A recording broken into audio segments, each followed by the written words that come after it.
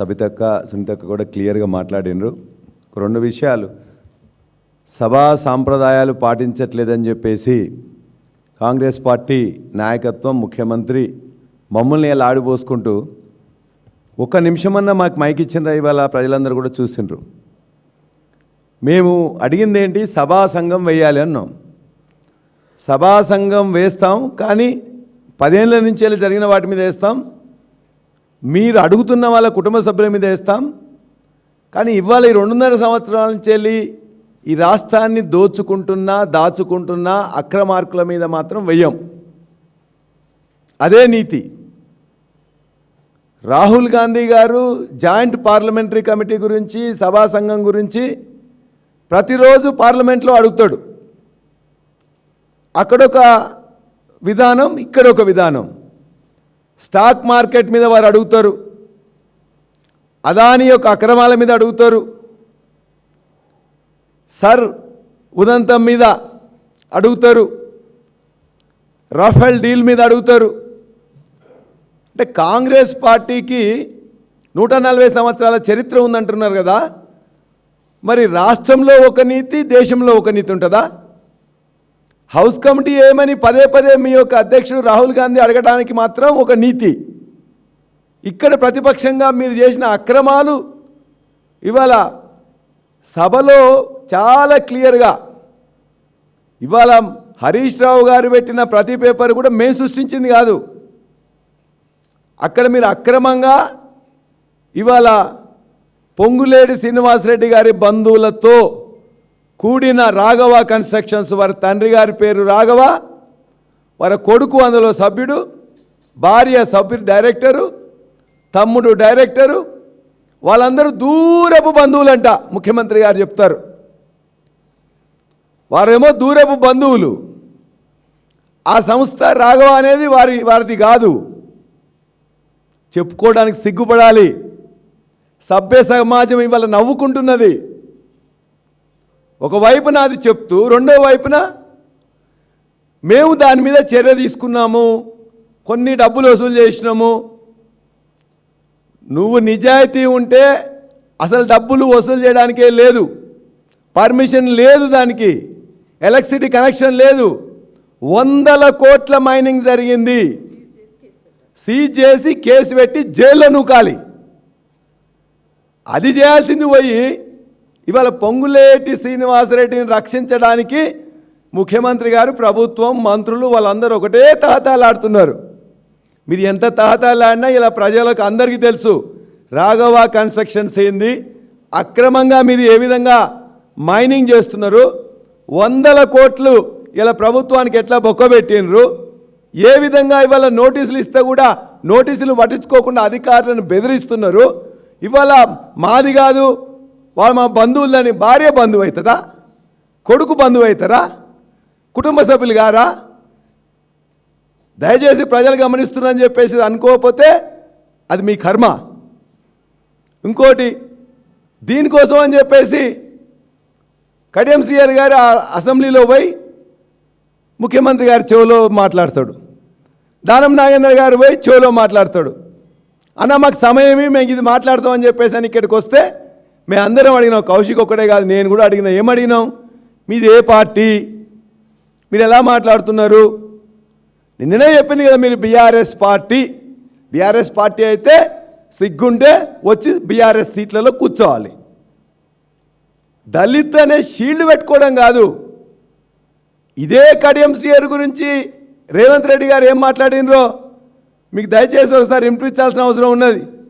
మేము అంత దూరం పోలే, మీరు చూస్తుంటే ఎంత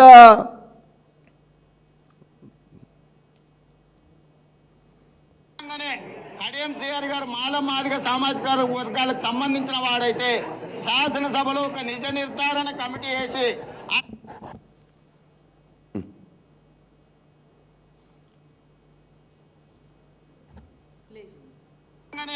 కడియం శ్రీహరి గారు మాదిగ సామాజిక వర్గాలకు సంబంధించిన వాడైతే శాసనసభలో ఒక నిజ నిర్ధారణ కమిటీ వేసి ఆయన సొంత ఊరుకు పోయి ప్రజలను కనుక్కుందాం, ఇంతకు ఈయన ఏ కులం వాడు, ఏ సామాజిక వర్గం వాడు, ఈరోజు ఏ సామాజిక వర్గంలో రిజర్వేషన్లు అనుభవిస్తున్నాడో ఆయన సొంత ఊరికి శాసనసభ నుంచి అన్ని పార్టీల నుంచి నిజ నిర్ధారణ కమిటీ వేసి నిజ నిర్ధారణ కమిటీ ముందల విచారణ జరిగి ఆయన శీలాన్ని ఆయన నిరూపించుకోవాల్సిన అవసరం ఉన్నది.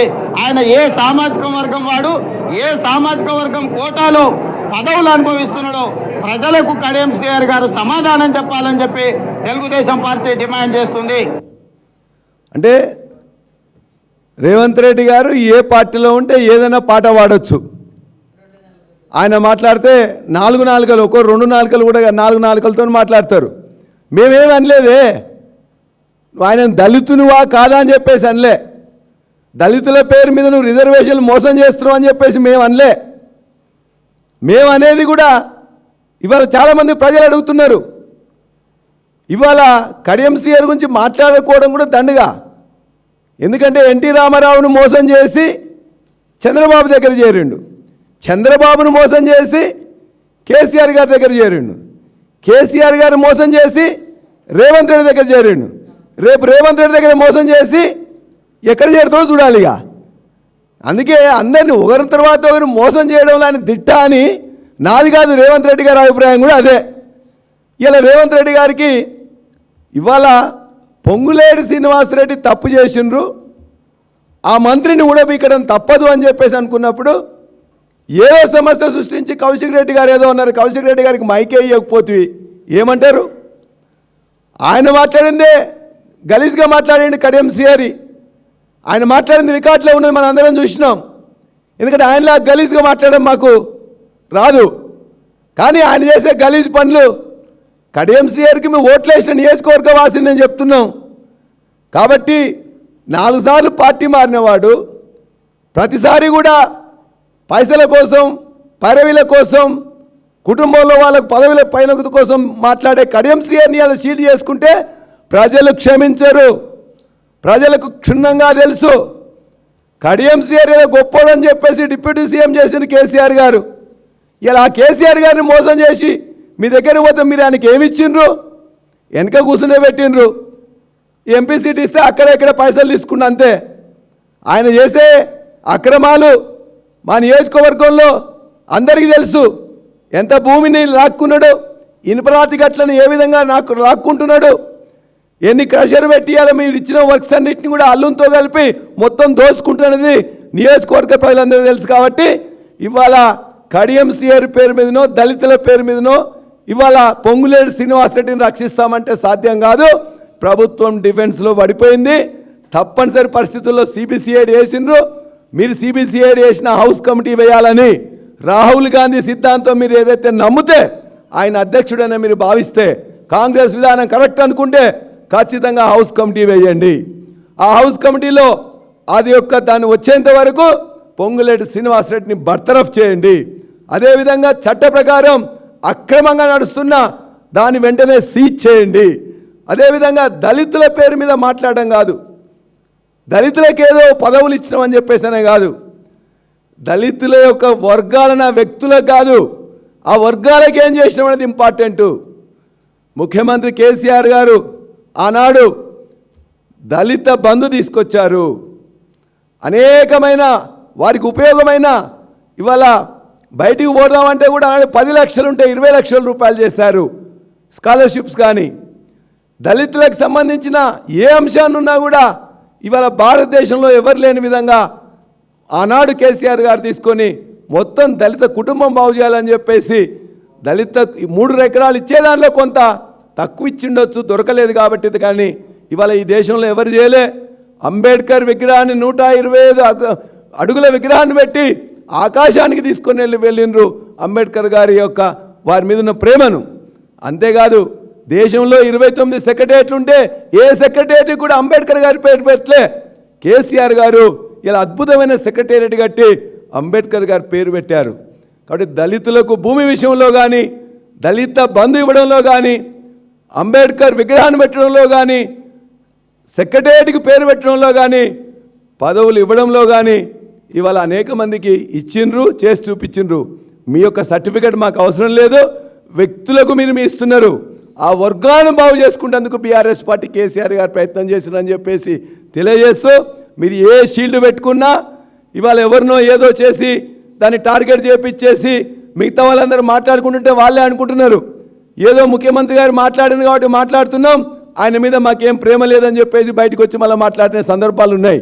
కాబట్టి అవన్నీ సరైంది కాదని చెప్పి తెలియజేస్తూ ఖచ్చితంగా మళ్ళొకసారి ప్రభుత్వాన్ని డిమాండ్ చేస్తున్నాం, మీరు ఖచ్చితంగా హౌస్ కమిటీ వేయాలి. ఖచ్చితంగా పొంగులేటి శ్రీనివాసరెడ్డి అక్రమం చేసింది కాబట్టి బర్తరఫ్ చేయాలి. ఇవాళ దళిత కార్డు పెట్టుకొని శ్రీహరినో ఇంకోరినో ఇవాళ ఇందులో తీసుకొస్తే ఆయన మీరు చెప్పినంత మాత్రం గొప్పోడు కాదు. ఆయన గొప్పదనం ఏందో రేవంత్ రెడ్డి గారు తెలుసు, నియోజకవర్గ ప్రజలకు తెలుసు, ఆ దళితులకు కూడా తెలుసు ఏ విధంగా మోసం చేసి అన్నిటిని కూడా అనుభవిస్తున్నానని. వారి పేరుతో మా కౌశిక్ రెడ్డి గారి మీదనో మా మీదనో ఏదో ఒకటి చేయాలని చెప్పేసి అనుకుంటే ఇవాళ అందరు ప్రజలు చూస్తున్నారని మాత్రం గుర్తుంచుకోవాలి. మాకు కావాల్సింది హౌస్ కమిటీ, మాకు కావాల్సింది ముఖ్యమంత్రి ఇమ్మీడియట్గా ఆ మంత్రిని బర్తరఫ్ చేయాలి. Thank you.